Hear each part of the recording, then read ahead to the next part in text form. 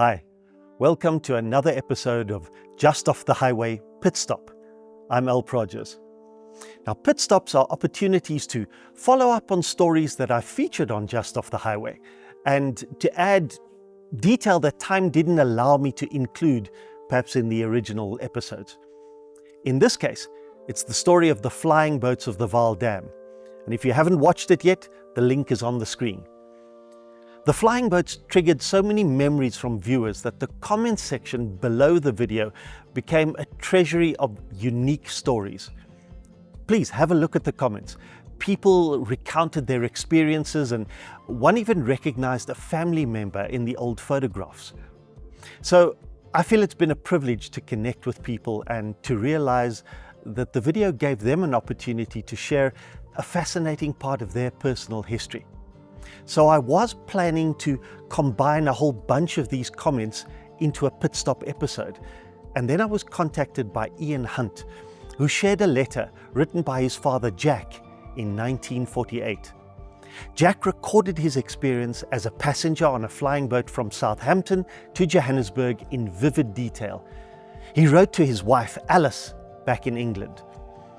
And the letter is such a complete description of the flight, of the stopovers, the mood of post-war 1940s, and a snapshot into a loving married couple. And I decided to use just this one magnificent example and to try to do justice to their story. At nearly 3,500 words long, it captures the lost art of letter writing. I've had to abridge it in places because of time constraints, but I've posted the unabridged version on the official Just Off the Highway website, so anyone interested in more can read it there. I also spoke to Jack's daughter, Janice Kelly, who showed me Jack's collection of memorabilia from the trip. And it was such a privilege to be able to photograph the original documents and the items that Janice and Ian generously allowed me to share with you. I haven't seen anything like this on the net. It's actually amazing that these pieces still exist. So let's meet Janice, who will set up the story for us. And I'll narrate Jack Hunt's letter, unfortunately not in his accent, but his words will give us a first-hand adventure into a very different world. So my name is Janice Kelly. I'm related to Jack Hunt because he is my father. And he was born in the UK and was offered a position to come out and set up the office in Parkinson and Cowan. They made water meters and gas meters. He was an engineer. He designed and set up the production here. That was in 1948. He thought he was going to come by ship on one of the mail ships, and then because they wanted him to get here sooner, the company decided that he would come on the flying boat.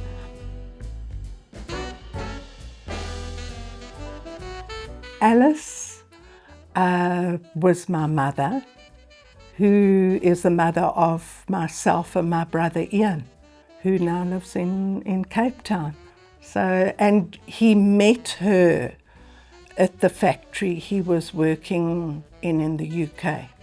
And that was during the war. She was the forelady in the munitions factory. My dad, he loved technology and gadgets. I remember him and my older brother Keith building speakers because he loved music and was a great cigarette man. He was a very reserved man, very happy with his own company. As far as the flying boat was concerned, yes, we knew that he'd come and made the journey, and wasn't until he had died that I actually read the letter.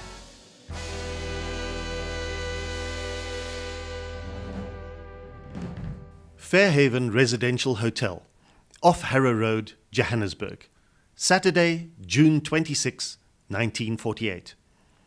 Dear Alice, have just arrived at the above hotel after a lovely trip. It's not exactly the Ritz, but the beds are clean and comfortable. You know, there are various things that come to mind, and it's him describing going through passport control and him never having travelled out of the UK. So this was his first trip out of the UK. Now, about the trip. First of all, when we arrived at Southampton, we had to pass through the formalities of customs, which were quite simple. Then they gave us a cup of tea and a biscuit. Shortly after, they gave us the order to embark on the flying boat Severn. We'd all been allocated to a seat. In a bit, an illuminated sign came on. No smoking, fasten seatbelts. The belt was a webbing affair with a buckle which strapped you to the seat. Incredibly, this business had to be gone through every time we took off and landed. Something that we take for granted now is putting on a seatbelt. And he describes in detail that the seatbelt is made of a type of webbing fabric with a buckle, and that every time they were going to land or take off, they had to buckle the seatbelt. The engine started, the plane began to move. It taxied out quite a distance, then turned into the wind. The engines began to roar, and gradually the craft rose, bumping a little on the waves. Then, quite suddenly, we left the sea and rose into the air, circled the port, and that was the last of the old country. We got up higher and higher as we crossed the sea to France. Then the illuminated light went out, and we could then smoke. Not pipes, only cigarettes. There were 3 stewards and a stewardess, and I've got all the crew's autographs for you to see. Soon we were over France with its patterned fields and took some time to pass over the Mediterranean. They served a lunch in our cabin at about 2 o'clock. Soup, a selection of chicken, ham, salad, ice cream and cherries, and then we landed at Augusta, which is in Sicily, at about 6 p.m. And then they got a night stop, and the first one was in Augusta, and then postcards that he wrote and posted from there. So the one is to my brother Keith, and then the other one to my mom, and he just says first stop. Love, Jack. We could still see signs of the fighting and bombing that went on during the war. After breakfast, we went back through customs and by launch to the flying boat. Incidentally, BOAC have the thing taped properly. As every stop there are posh launchers, officers and a stewardess. We lifted up, and until noon it was nothing but miles and miles of water. So we started a game of solo. Now, you know I don't particularly like playing cards for money, but it passed the time, and on we had fun. We only played for very low stakes. Life on board the boat was very pleasant. Now and again we would stop playing cards and go upstairs to the bar, have a drink while chatting and looking out at the scenery below. The seats in the plane were in pairs, each side of a table. If you want to, you can move levers and the seat slides down in a semi-reclining position. Adjustable ventilators blow air on you. There are switches for individual reading lights and a push button to call the steward. Every time after takeoff, the stewardess brought round glucose sweets and library books. We all were provided with maps of the route, cotton wool for our ears, a notepad, envelopes, etc. About noon we hit the North African coast and followed it along, seeing Tobruk and El Alamein. What they wanted to fight for that dreary waste of hot sand for, I don't know. It was shimmering sand for as far as the eye could see. We approached Cairo and dropped down on the Nile soon after. We went through customs. It was a little bit sticky here, being Egypt. They even asked your religion. There was a shop on the houseboat, and I bought you a lovely solid leather handbag with Egyptian designs embossed on it for £2. You'll have to wait until you get here to claim it because of duty, etc. I was aware of the handbag that Mommy had, the leather handbag that Mommy had, that he'd bought in Egypt. And my daughter has the leather handbag. We joined the flying boat and took off around 3 p.m, then over more sand. So we land at Luxor about 5 p.m. We went to the Luxor Hotel, had a cup of tea, and we engaged a rascally Egyptian guide to take us to the ruined temples at Kushak. It was rough and dusty, and after about 4 hours' ride we got to the temples. They were wonderful, thousands of years old, and marvelous carving and colouring on the walls and pillars. As we had an early call for the morning, we turned in after a drink at 10 p.m. Another struggle with the mosquito net, but was it hot? Gosh, I thought it was hot in Augusta, but this beat the band. I couldn't sleep, so got up at 2 a.m. and went outside on the veranda outside the hotel. We took off at 4:45. More sand, unending miles of it. Then Khartoum. We left the boat and went into a hut, had a drink and a biscuit. Nothing to see as it's a distance from the city. And we rejoined the machine and took off. The scenery was a little better, but mainly uninteresting. Amongst the other passengers was a mother with a baby in a carry cot. She was the wife of the commander of our flying boat, home to spend some 3 months with her parents. They were there at the Vaal Dam to meet her. The baby, a little boy, dead spit of his dad, was a gem. He never muffled, just laid there and cooed. Another couple had a little boy of about 3 with them, and one to come by the signs. The little boy and his mother were awfully sick every time the aircraft came down, due to the sudden drops and bumps caused by the currents rising from the ground. I must say, all the kiddies were very good. They didn't worry us a bit. We landed on Lake Victoria at Port Bell at about 5 p.m. and were taken by bus to the Imperial Hotel Kampala. Kampala was quite a modern township, being the capital of Uganda. The roads were well lit with modern fluorescent lighting, and there were some quite respectable shops and lovely houses. By the way, it was here we saw our first natives. It's marvelous how the native women balance the water pots on their heads. The plane took off at 8:05 a.m. Then over miles and miles of jungle, you could see the native huts at times. Mostly, for the first time, our view was obscured by clouds. We had to fly high because of the bumpy conditions below.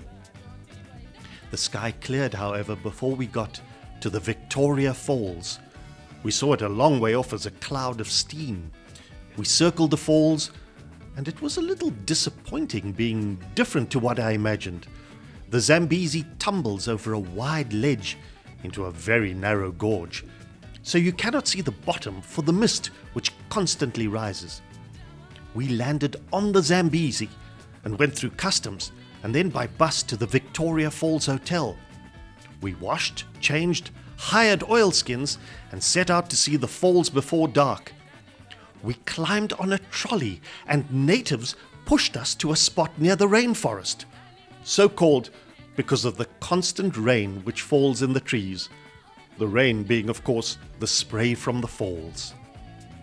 While we were there, a native came up with 6 baskets, one on each end of a pole carried on his shoulder. He came up to me and said, "I sell everything." I bought a queer little carved wooden bird for 3 and 6. It's very neat and heavy. And then the little bird, the funny looking little bird that he'd bought at Victoria Falls, he described it in the letter as buying this from an African person who came up to him and said, "I sell anything." and had his baskets of these things. And because my dad loved wood and woodwork, I think that's why it appealed to him. We lived in Parkhurst, and it always sat on the mantelpiece. It's quirky, and goodness knows what kind of bird it is. And being thirsty, we found the bar, and incidentally the crew of the flying boat. As it was our last evening together, that started it. I lost count, but not my senses. Fortunately, we were called to have dinner, so we made up a party. And after dinner, back to the bar, and it started over again. I was saved by the bell. We all adjourned to the lounge, sat around, and told yarns and tales. We were called at 5 a.m., an hour earlier than scheduled. We had a steward on board who had to catch the flying boat back to England. They were short, as one had gone sick. We took off at about 7:30, circled the falls, and once more over the jungle, then the bare scrub, to land on the Vaal Dam at about 11:10 a.m.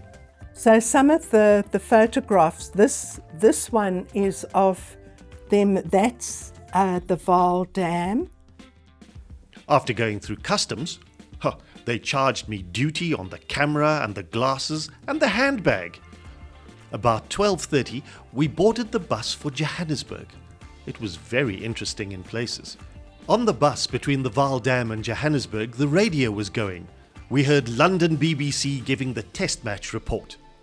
Eventually we arrived at BOAC Maritime House, disembarked.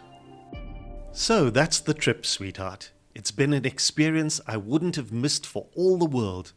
It would have been nice to have had you and the children with me, but it couldn't be. Eats are very much like home, but more of it. The bread, however, is terrible. They have no white flour. I seem to be going on like an Edison Bell record, but I know you'll like it. We'll try to post this at 6 o'clock on Monday from the office. My dear sweetheart, hug yourself tight for me. I'll try hard for you as soon as possible to get you with me. Love to all at home, Jack. And that's the end of the letter and of our meeting. But for Jack and Alice and their children and their descendants, the South African adventure was only just beginning. And now, thanks to Ian and Janice generously sharing their family story, we've also been able to touch history and briefly meet some of the people who made it. So thanks, Ian and Janice. I hope your parents, Jack and Alice, would approve of our attempt. Till next time, just off the highway. Bye.